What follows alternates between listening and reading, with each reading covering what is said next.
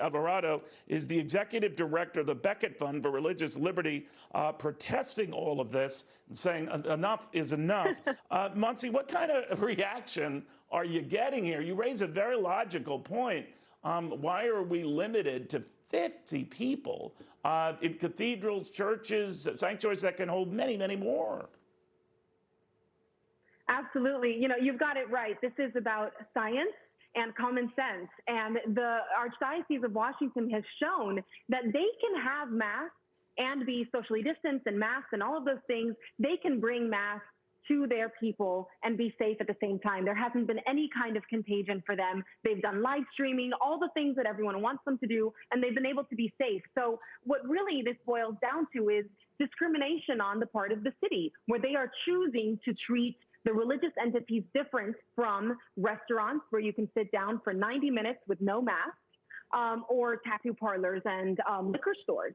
What's essential here? I think when we're 11 or 10 days now away from Christmas, I think that we have to let people go to church.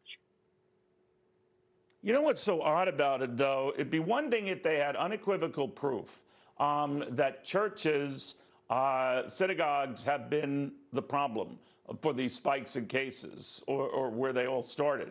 Just as we're looking at, as I'm speaking to you, restaurant owners in New York who are not to blame for the spikes in cases going on there. In fact, they're fifth among the contributors, first led by people in their homes and private gatherings. So it's a no-win situation, whether you're a restaurant owner trying to serve food or a church trying to save souls. You're not doing well, you know? That's right. That's right. And it's really problematic, especially when you see that the city is going against the Supreme Court. The Supreme Court has already said, coming out of New York City, this case where the Diocese of Brooklyn and Agudath Israel, Jewish synagogues and educational institutions, asked the court for relief from Governor Cuomo's discriminatory order, and they gave it to them. And you're seeing courts around the country start to apply this in California today and Colorado.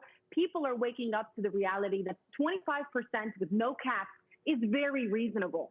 Very, very reasonable. You don't need a 50-person cap in the Basilica and the Shrine of the Immaculate Conception that can hold the Statue of Liberty lying down twice. I think it's very unreasonable to have a 50-person cap in that building. Yeah, I know it well. And I'm just thinking, too, I mean, what does the church and of these various other religious organizations do?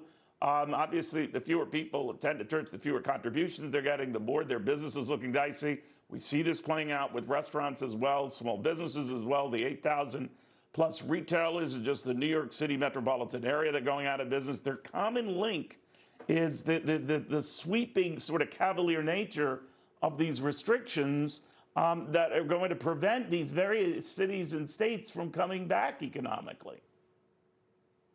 You're right. There's a big financial impact for sure. But I think the human cost is one that no one is talking about. And you were talking about it a little bit earlier, this idea that communities that want to come together to help each other after months of being far apart, people who need to know, hey, do I need to bring my neighbor groceries? Do I need to figure out how to help this mother whose husband has been in the hospital for the past couple of months? Whatever.